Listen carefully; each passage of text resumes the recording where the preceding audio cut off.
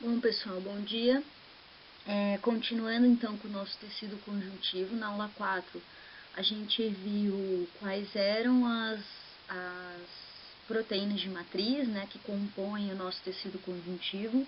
Só lembrando então que o tecido conjuntivo ele é composto tanto por células quanto por matriz extracelular, que são produzidas por essas células, tá? E só relembrando, nosso tecido conjuntivo também, ele é muito vascularizado e muito inervado, tá? Então hoje nessa aula a gente vai ver quais são as células que dão funcionalidade a esse tecido conjuntivo, quais células podem ser encontradas nesse tecido conjuntivo e quais as funções dessas células dentro desse tecido conjuntivo, tudo bem? Então aqui, ó, só relembrando como é que fica, né, esse arcabouço entre células e matriz extracelular. Então a gente tem aí as proteínas que compõem a matriz extracelular, que é a maior parte do tecido conjuntivo, né? Acabamos falando sobre elas na aula 4. E agora a gente dá o enfoque nessas células que estão produzindo essa matriz extracelular, essa MEC. As células do tecido conjuntivo, pessoal, elas têm origem na mesoderme, tá? Durante o nosso desenvolvimento embrionário, lá nas 3 primeiras semanas, surgem 3 folhetos embrionários, a ectoderme, a mesoderme e a endoderme, tá? Eu não vou entrar muito a fundo nesses 3 tecidos, porque eu acredito que vocês estejam vendo eles com a professora de embriologia, e também é uma das coisas que eu vou pedir para vocês pesquisarem no final dessa aula, para vocês entenderem essa origem embrionária, tá? Mas, a princípio, para vocês entenderem de onde vêm essas células do tecido conjuntivo, então como vocês estão vendo aí, as nossas células sanguíneas, elas têm origem sim da mesoderme, então a gente também pode chamar de tecido conjuntivo especial, tá? Essas células do sangue aí, elas são também envoltas por uma matriz e as células do sangue que compõem esse tecido, então elas também fazem parte do tecido conjuntivo especial, tá? A gente está vendo aí algumas células, por exemplo, osteoclasto, micróglia e células de Langerhans, que vão ser macrófagos de vários tecidos que a gente vai estudar ao longo da nossa disciplina, que também tem origem dessas células tronco-hematopoéticas. Então, essas células tronco-hematopoéticas são aquelas que ficam na nossa medula óssea e elas permanecem lá durante a nossa vida inteira, dando origem a vários tipos celulares do nosso sangue e algumas têm ainda a função de macrófago, como é o caso do osteoclasto, que tem a função de macrófago no osso, a micróglia, que tem função de macrófago no cérebro, e as células de Langerhans, que tem função também de macrófago no tecido epitelial, na pele, tá? E aí, o que eu quero que vocês entendam aqui nesse slide é que todas as nossas células do tecido conjuntivo, elas têm a mesma origem. Então, elas têm a mesma origem das nossas células tronco que dão origem às células sanguíneas. As nossas células todas produzidas para o tecido conjuntivo, elas vêm de uma célula tronco que a gente chama de célula mesenquimal indiferenciada, tá? Em determinado momento da nossa vida embrionária, elas vão receber uma sinalização específica para se diferenciarem nos tecidos, em tipos diferentes de tecidos do conjuntivo, tá? Por exemplo, formando células do mesotélio, né, que faz parte do endotélio, formando osteócitos ou osteoblastos, que são células do nosso tecido ósseo, condroblasto ou condrócito, que são células da nossa cartilagem, célula adiposa e fibroblastos, que são aquelas que a gente estava falando anteriormente, tá? Então vejam que células endoteliais, células da musculatura lisa, fibroblasto, adiposo, células adiposas, células da cartilagem, células do osso, todas elas vêm de uma mesma origem embrionária, tá? Por isso que a gente chama esses tecidos de especiais dentro do tecido conjuntivo, porque todos eles têm a mesma origem embrionária. Certo? E aí, agora falando de fato das células do tecido conjuntivo, a gente tem duas categorias de células. Primeiro, a gente fala das células residentes, ou seja, que são encontradas sempre, sempre, sempre no nosso tecido conjuntivo, e aquelas que são transitórias, que estão ali momentaneamente por alguma razão, seja ela porque eu cortei o meu tecido e gerou ali um processo inflamatório, porque entrou um parasita no meu organismo e elas estão ali para combater o parasita e etc, tá? Então, quando as células são transitórias, significa que elas estão ali por algum motivo, porque elas foram chamadas para aquele local, tá? Diferente das residentes que estão sempre ali e que são sempre encontradas no tecido conjuntivo. Então, uma das que eu já adiantei para vocês é o blasto, tá? Que é a primeira célula que a gente vai ver aí. Então, o fibroblasto, eles são as células mais comuns, né, no tecido conjuntivo. Elas raramente se dividem. Então, se vocês lembrarem daquele gráfico que eu mostrei para vocês lá, de idade, diminuição da quantidade de fibroblasto, diminuindo também a quantidade de colágeno que a gente tem na pele, significa que esses fibroblastos, ao longo da nossa vida, eles não entraram em divisão celular, e aqueles que foram morrendo simplesmente foram desaparecendo e pararam de construir novas matrizes, por isso surgiram as rugas, né? Esses fibroblastos, eles são os principais responsáveis pela produção da nossa matriz extracelular, né, conhecida como MEC, e dos fatores de crescimento. Então, como eu falei para vocês que o nosso tecido conjuntivo está associado com uma das funções de reparo desse tecido, ele guarda ali naquela matriz extracelular algumas proteínas que têm características de serem fatores de crescimento e que também são produzidas pelos fibroblastos, tá? E aí, a gente tem alguns fibroblastos que são característicos de cada um desses tecidos. Por exemplo, na maior parte do tecido conjuntivo, a célula que eu vou encontrar vai ser o fibroblasto. Mas, por exemplo, na musculatura lisa, eu tenho o miofibroblasto, que é uma célula que tem essa mesma característica e as mesmas funções do fibroblasto, mas ela está associada ao tecido muscular, tudo bem? Aí eu coloquei ali uma figurinha da localização, então o tecido conjuntivo que a gente está vendo, essas células, elas são associadas ao tecido conjuntivo propriamente dito, tá? Porque aquelas células dos tecidos especiais a gente vai ver em aulas específicas de ósseo e de cartilagem, certo? Então, para vocês entenderem um pouquinho, a gente tem fibroblastos de duas formas que podem ser encontrados no nosso tecido conjuntivo. E essas formas que eles são encontrados está relacionada com a atividade metabólica, ou seja, quanto mais ativo ele for e quanto menos ativo ele for. Isso também está relacionado não só para o fibroblasto, mas para as outras células que vocês vão ver ao longo dos nossos estudos, tá? Então, sempre que eu falar alguma palavra com o final de blasto, significa que ela é uma célula bastante ativa na produção da matriz extracelular. E sempre que ela vinha acompanhada da palavra ócito, significa que é uma célula que basicamente mantém essa matriz. Ela não vai ficar produzindo que nem louca a matriz, ela só precisa manter ali o equilíbrio daquele tecido. Então a gente pode pensar como, e isso não só para o conjuntivo, mas todas as células que a gente for ver daqui para frente, todas elas que tiverem o sufixo blasto, significa que são células que estão muito ativas na produção da sua matriz extracelular. E isso acarreta em quê, professora?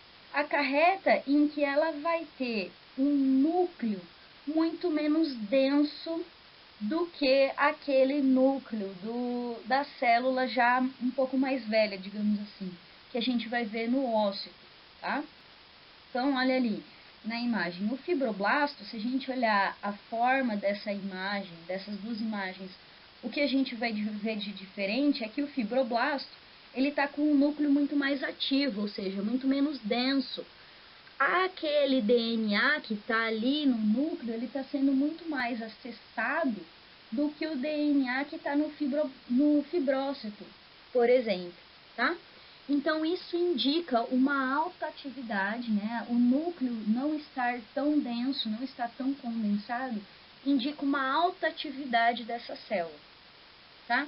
Então, vamos de novo. Fibroblasto é a célula mais ativa que produz uma quantidade muito grande de proteínas de matriz, e o fibrócito é uma célula da qual eu só tenho que manter aquele tecido, ou seja, ela não precisa estar ativa, ela não precisa estar loucamente produzindo matriz, tá?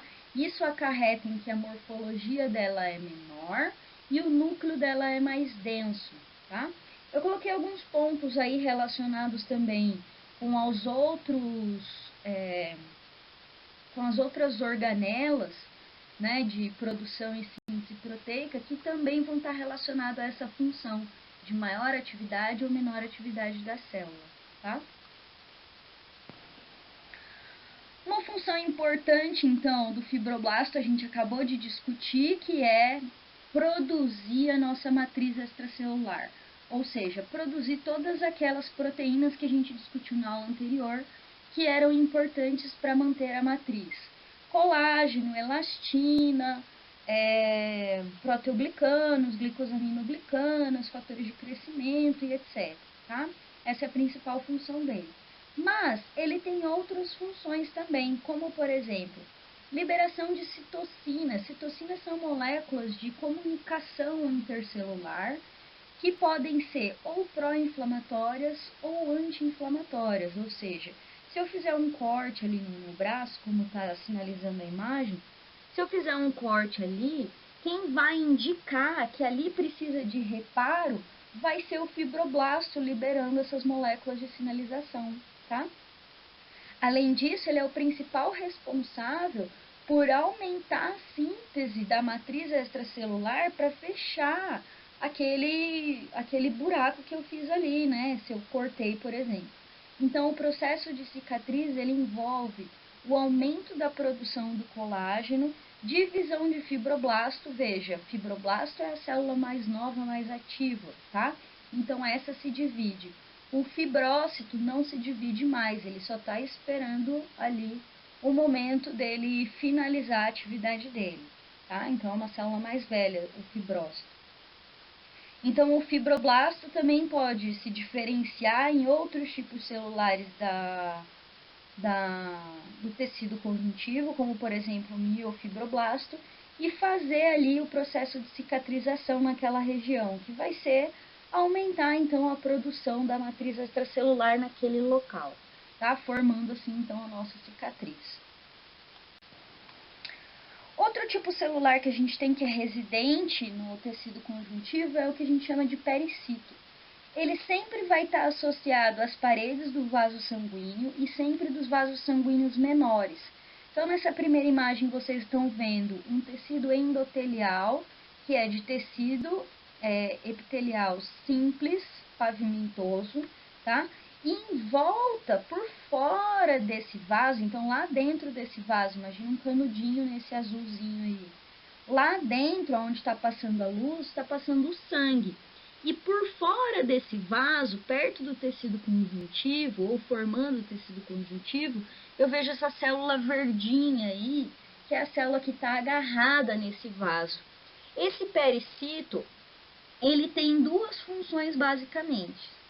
Ele pode ser uma célula que ajuda na contração desse vaso, então quando tem vasoconstrição, por exemplo, ele ajuda na contração desse vaso, mas ele também é uma célula que permanece como célula-tronco, ou seja, ele consegue se diferenciar em outros tipos celulares do tecido conjuntivo e pode restabelecer, né, fazendo um reparo tecidual naquele local, caso seja necessário. Então, imagina que se eu fiz um corte ali, naquela região e extravasou sangue, esse pericito, que seria uma célula-tronco, né, do nosso tecido conjuntivo, ele consegue se diferenciar em outros tipos celulares do nosso tecido conjuntivo para fazer a lesão ali, tá? Pode ser de musculatura lisa, do endotélio, tudo bem? Então, esse pericito ele tem duas funções aí, uma de contrátil e uma de célula-tronco. Aí eu coloquei outras imagens aí, então o pericito nessa imagem de cima, ali a gente tem um vaso sanguíneo, né, onde eu tenho várias células vermelhas que são as células sanguíneas, e o nosso pericito meio azulzinho, meio esverdeado por fora, abraçando esse vaso. E nessa imagem ali de baixo, eu consigo ver um capilar sanguíneo ali onde está indicando, e eu vejo o núcleo do pericito muito denso em volta desse capilar. Vejam bem, o pericito ele não vai ser encontrado em grandes vasos, tá? Porque grandes vasos não precisam do auxílio contrátil, mas em capilares sim a gente vai encontrar pericito. Tudo bem? Eu consigo diferenciar, por exemplo, o núcleo de uma célula endotelial, como é essa imagem de baixo que está no corte transversal. Eu consigo diferenciar o núcleo de uma célula endotelial do núcleo de um pericito, por exemplo. O núcleo do pericito, ele é muito maior e fica muito mais corado pela hematoxilina, diferente do núcleo da célula endotelial, do vaso sanguíneo. O outro tipo celular que a gente vai ver que é residente também do tecido conjuntivo são os mastócitos. Essas células dos mastócitos, ela também tem origem das células tronco-hematopoéticas, ou seja, aquelas que ficam na nossa medula óssea, tá? Elas são células bastante grandes, com um núcleo pequeno e central, e também é esférico esse núcleo, tá? Então a gente consegue ver nessas duas fotos aí embaixo, nesse desenho do lado esquerdo e nessa foto do lado direito. A característica principal desses mastócitos é ter citoplasma com muitos grânulos. Ah, mas é grânulos de quê, professora? São grânulos que produzem químicos da resposta inflamatória. Nesses grânulos, então, eu posso ter heparina, histamina, proteases, elementos de sinalização celular, prostaglandina, que está relacionado à dor no processo inflamatório, fator ativador de plaqueta, que está relacionado à formação do coágulo, interleucinas, que estão relacionados à resposta inflamatória, fator de necrose tumoral, que está relacionado ao reparo tecidual, e vários outros, tá? Então, o mastócito, ele é cheio desses grânulos, porque esses grânulos são mediadores químicos, ou seja, são sinalizadores de resposta inflamatória. Ou seja, vou voltar um pouquinho aqui, se eu preciso de mastócito para sinalizar um processo inflamatório, muito provavelmente ele vai estar associado com os tecidos que têm muita relação com o meio externo, né? Que podem sofrer invasão, por exemplo, de micro-organismos, que no nosso caso é a derme, o pulmão, já que ele recebe o ar que está vindo do meio externo, e o trato digestório, né? O trato digestivo, que também está muito associado a receber elementos do meio externo. Então, são aonde essas células são principalmente encontradas, tá? E aí, ó, pessoal, eu coloquei uma sinalização ali de um anti-histamínico. Anti-histamínico eu tomo quando? Quando eu preciso parar um processo alérgico, né? Então, quando entrou alguma coisa na minha respiração, por exemplo, um grão de pólen, esses mastócitos vão identificar aquilo como um invasor, algo que não é do meu corpo naturalmente, vão liberar a histamina e vão começar um processo inflamatório. O processo inflamatório ele tem algumas características principais, que é dor, calor, rubor e edema, tá? Então, se eu tomar um anti-histamínico, significa que eu vou parar esse processo inflamatório. Então, eu não preciso, por exemplo, fechar a minha garganta de edema para sinalizar que entrou algo fora do comum ali no meu sistema respiratório, como o grão de pólen, tá? Então, às vezes, esse nosso sistema imunológico, como, por exemplo, sinalizado aí pelos mastócitos, eles têm uma reação muito exacerbada a um elemento externo do meu corpo e que às vezes pode ser prejudicial para a minha saúde. Por isso a gente tem os anti-inflamatórios, os anti-histamínicos, tá? Para quando essa resposta inflamatória vem de uma forma muito exacerbada, a gente consegue frear ela com medicamento. E como que vai acontecer a ativação desses mastócitos?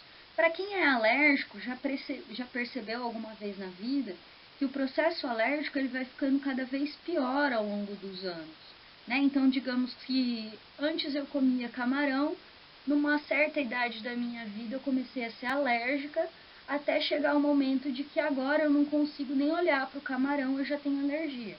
Por que que isso acontece? Porque cada vez que eu entro em contato com aquele elemento que me deu alergia na primeira vez, eu tenho uma ativação desse tipo aí que está sinalizando para vocês. Então, como que vai acontecer?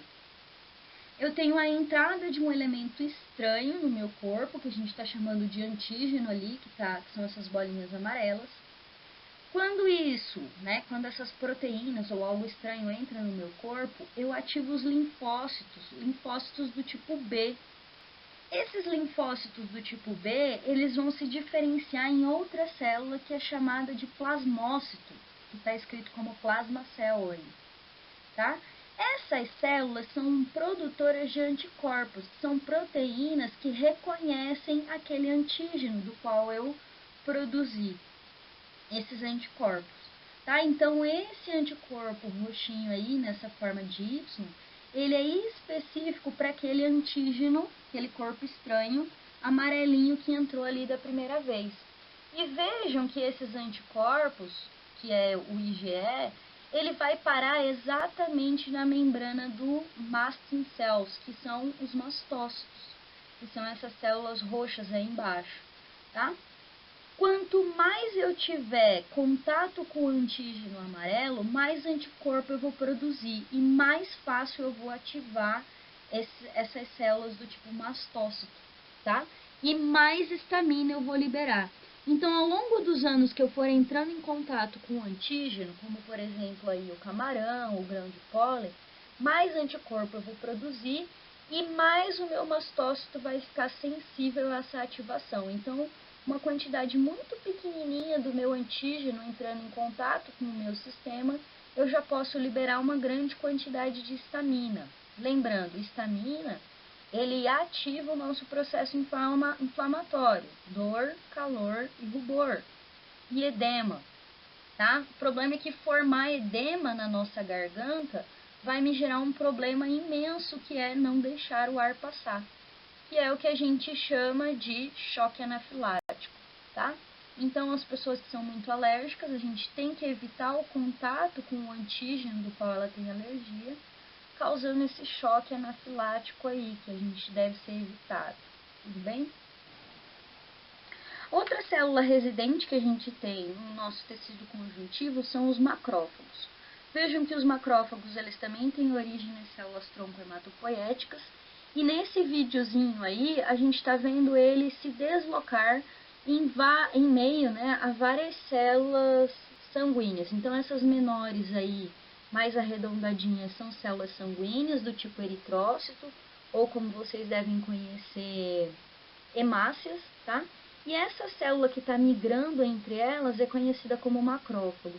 O macrófago, ele faz a endocitose de um elemento estranho ao nosso organismo. Vocês estão vendo ali que o que ele está atrás é aqueles dois pontinhos pretos ali, que provavelmente é uma bactéria que eles colocaram ali, tá? Então, qualquer elemento externo vai ser fagocitado. Fagocitose significa comer mesmo, tá? Essa célula vai englobar esse elemento estranho, essa bactéria, e não vai deixar ela se proliferar no nosso organismo. Então, quem faz isso é um macrófago, tá? Vejam que ela é atraída por esse elemento que é externo ao nosso organismo, por essa bactéria, por exemplo. Pode ser um fungo, pode ser uma bactéria, pode ser um vírus, tá? Qualquer coisa que seja estranho ao nosso organismo. Ele vai atrás e vai tender a fagocitar, tá? Significa endocitar, comer, tá? Vai colocar para dentro da célula para neutralizar esse elemento estranho, tá? E ele tem essa grande mobilidade. Então, ele tem uma morfologia irregular, tá? Eu não consigo determinar qual é a forma do macrófago, já que ele está sempre muito ativo e ele está sempre caminhando entre as nossas células. Ele tem várias projeções citoplasmáticas, já que ele faz, né, esse toque para saber aonde que o elemento estranho está. A função principal dele vai ser fagocitose, seja de micro-organismos invasores ou de células mortas também, tá? Caso exista uma célula morta ali naquela região, que vai fazer a limpeza desse tecido, para essa célula ser retirada e ser substituída, a primeira vez quem vai retirar essa célula dali é o macrófago fazendo fagocitose, tá?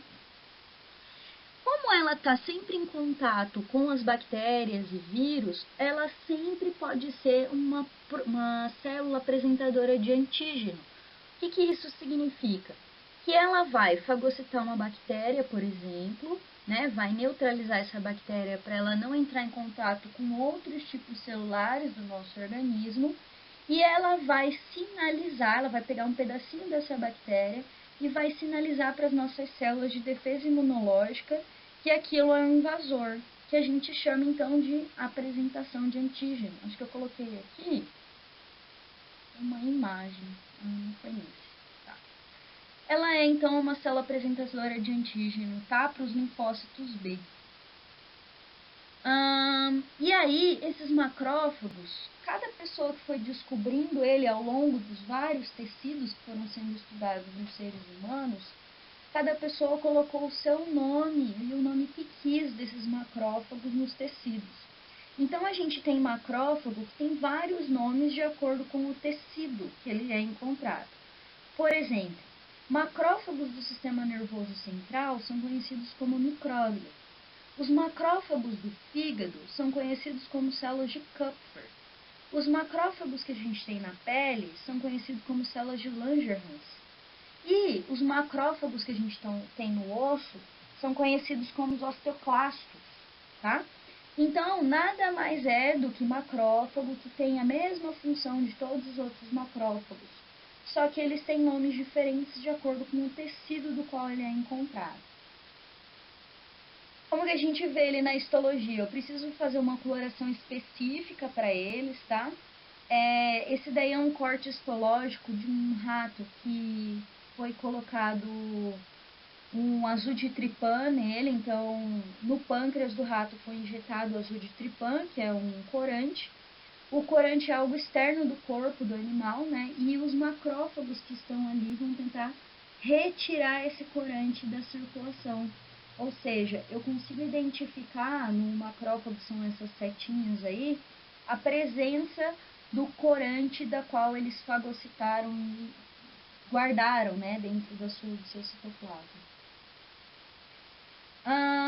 Eu tenho também algumas células, nesse caso aí é um mastócito, tá? No tecido conjuntivo, que ele pode apresentar metacromasia, e isso também pode acontecer com os macrófagos, tá? O que é essa metacromasia?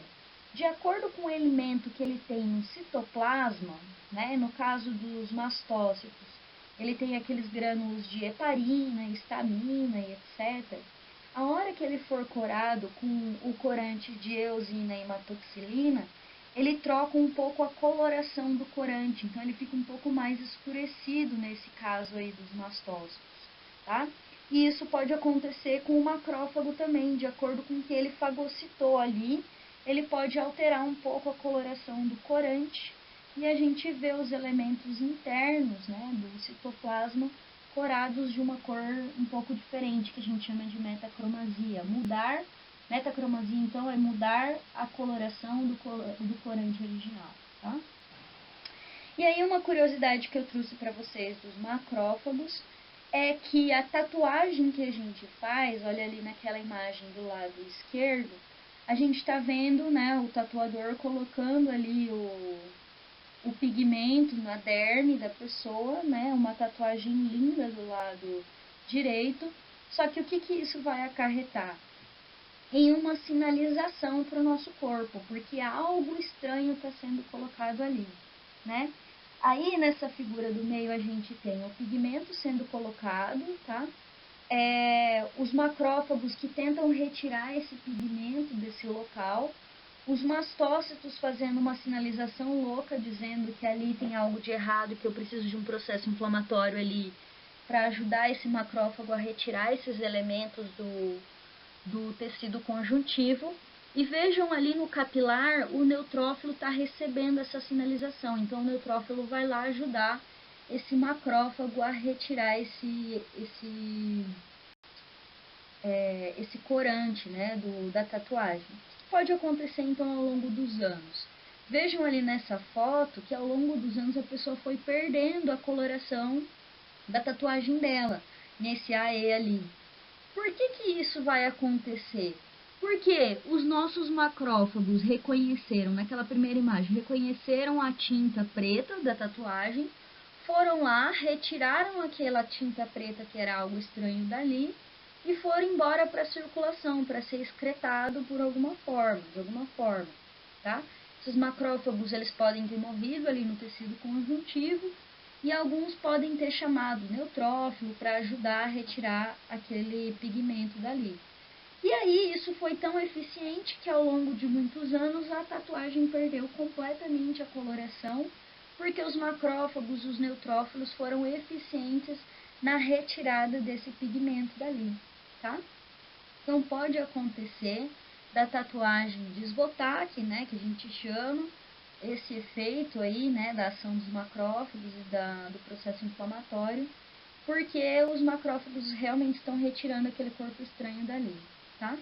O que pode acontecer também é que quando esses macrófagos eles são menores do que o elemento que eles têm que retirar, eles chamam vários macrófagos ao mesmo tempo e formam uma célula só gigante multinucleada, como essa daí da imagem que vocês estão vendo. Vocês estão vendo ali, então, que eu tenho um asterisco bem na região do citoplasma dessa célula imensa, e na bordinha dela eu vejo os vários núcleos dos macrófagos que se reuniram nessa célula aí, tá?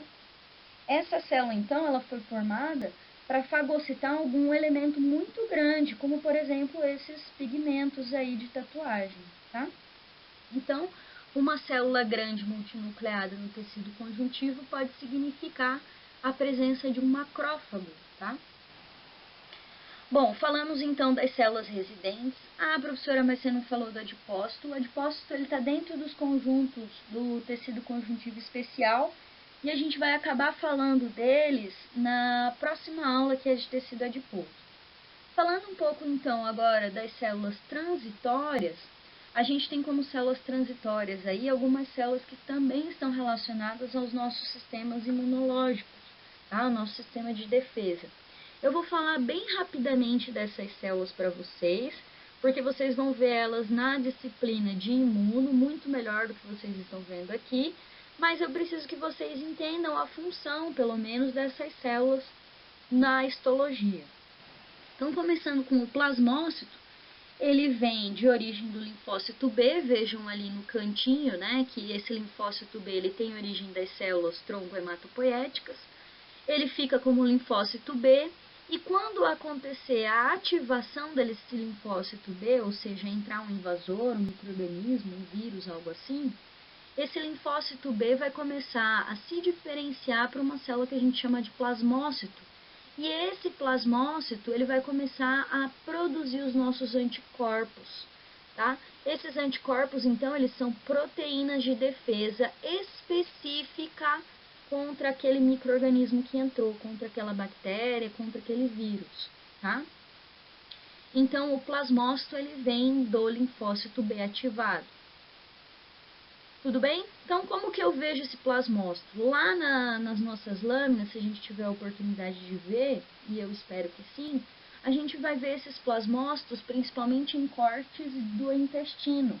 Por que no corte do intestino? Porque o intestino tem muita capacidade de absorver bactérias, né, da nossa comida. Ninguém fica esterilizando as comidas antes de comê-las, né? Então, essa comida ela pode sim vir com muita bactéria, com muito vírus, com elementos do meio externo. E que quando eu chego lá no intestino para absorver esses nutrientes, algumas bactérias, alguns vírus ainda sobreviveram a esse processo de digestão.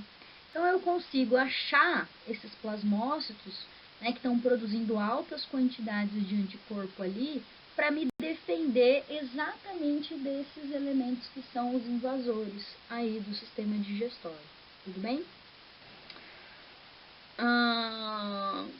Esses plasmócitos, eles vão se tornar as células de memória, tá? E são eles que dão a validade da vacina. O que significa a validade da vacina? Eu acredito que alguns de vocês já devem ter escutado que tem algumas vacinas, por exemplo, que a gente toma a cada 10 anos. O que isso significa? Que a vacina, então, ela ativou meu linfócito B, né? Eu primeiro tive a fagocitose dessa vacina, né, por uma célula do tipo macrófago. Esse macrófago digeriu aquele resto de bactéria, aquele resto de vírus, fez a apresentação desse antígeno para um linfócito T ou para um linfócito B, ou como vocês estão vendo aí no slide, o linfócito T ativou o linfócito B, que também pode ser por essa via, tá? E o linfócito B começou... agora sim, eu achei que essa imagem estava antes. A célula apresentadora de antígeno, então, que é o macrófago, apresentando, né, o antígeno, que é o elemento externo do nosso corpo, né, o elemento estranho, digamos assim, para o linfócito T. Né? E o linfócito T pode ativar o linfócito B e produzir um anticorpo específico contra esse antígeno. Tá? E aí, algumas dessas células transformadas em plasmócito vão produzir uma alta quantidade de anticorpo contra esse antígeno e algumas vão se tornar células de memória, ou seja, vão ficar guardadinhas ali nos nossos órgãos linfóides para quando eu entrar em contato de novo com esse antígeno, eu não precisar de fazer toda essa ativação de novo. E imediatamente elas já começam a liberar um anticorpo, ou seja, a minha resposta imunológica fica muito mais fácil e muito mais eficiente contra aquele patógeno, tá? E aí essas células de memória, elas têm um tempo de vida. Algumas duram 10 anos, algumas duram 1 ano, algumas duram 5 anos, que é o tempo da validade da vacina. Tudo bem?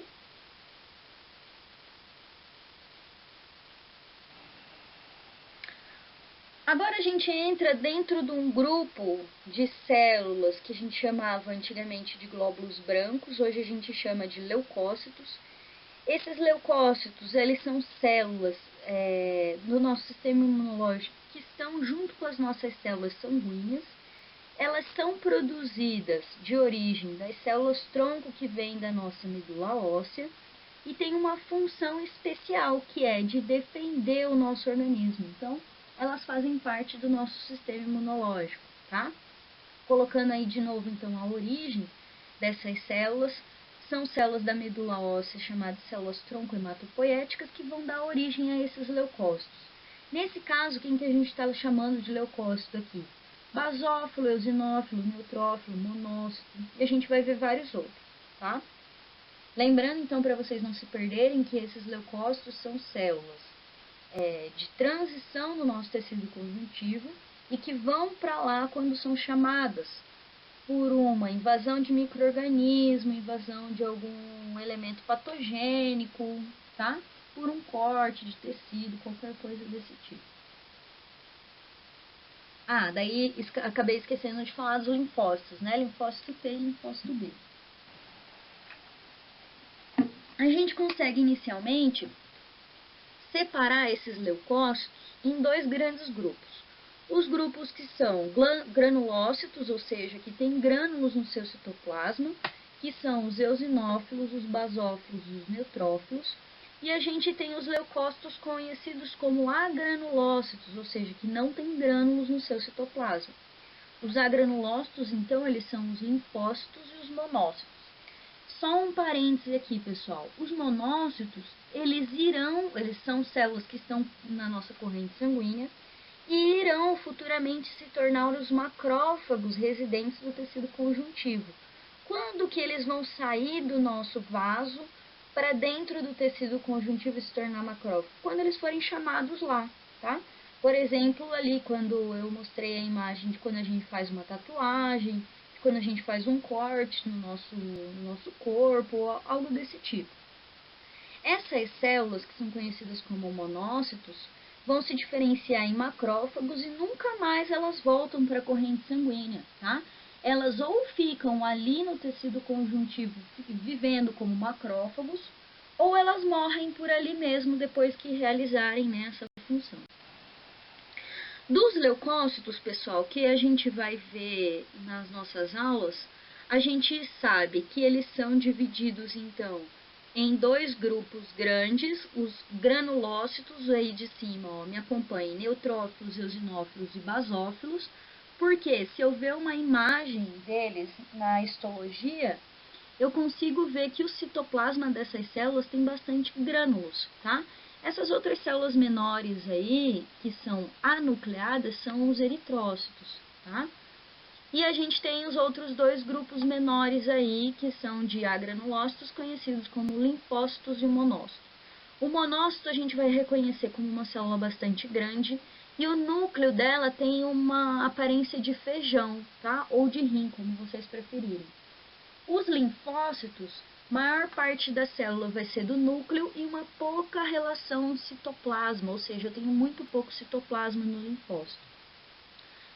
O eosinófilo, que é esse aí de cima, que está dentro dos granulócitos, é uma célula que ele é binucleada, tá? Então eu vejo dois núcleos e vários pontinhos de grânulos mais arrosados, por isso o eosinófilo ele tem afinidade pela eosina. E aqui embaixo o basófilo. Eu não vejo muito bem o núcleo do basófilo, mas eu vejo que os seus grânulos são muito bem corados pela eosina, por isso chamado então de basófilo, tem afinidade pelo corante básico, tá? E neutrófilo, que coram, os seus grânulos coram pelos dois,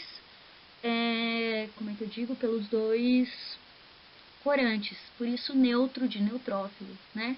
E o núcleo dos neutrófilos, eles podem ser de 3 a 4 núcleos, como a gente está vendo aí, de 3 a 4 lóbulos no núcleo, tá? Como a gente está vendo aí na imagem superior. Eu coloquei aqui um resuminho para vocês desses leucócitos, tá? O que eles têm aí na região central aqui da nossa tabela, né? Quais são os grânulos que eles têm e qual é a sua função, tá? Então, essa função ela está associada com cada uma dessas células, como eu falei para vocês. Isso é uma coisa que eu vou pedir nas atividades para vocês, então eu vou só pincelar aqui por cima, tá? Mas eu quero que vocês saibam que isso está acessível para vocês aí na aula. A função de cada uma dessas células e o que elas têm como uso, tá? Lembrando, então, que foi o que eu estava falando naquele primeiro slide lá.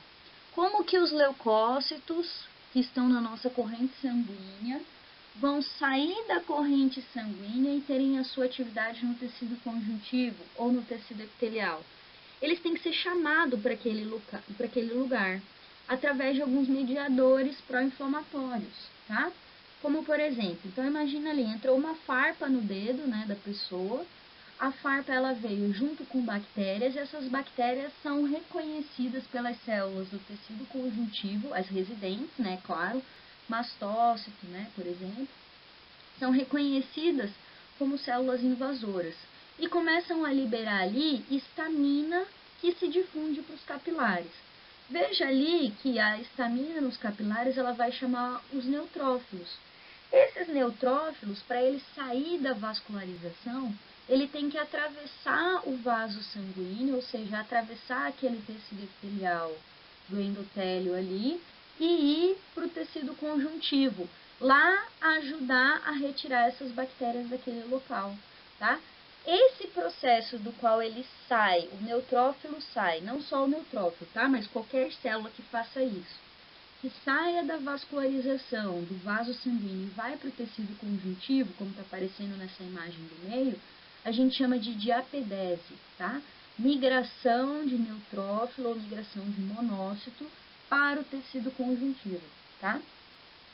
E aí, por fim, quando tiver sucesso, né, esses neutrófilos, mastócitos e basófilos vão conseguir retirar todas as bactérias dali e essas células morrem ali, tá?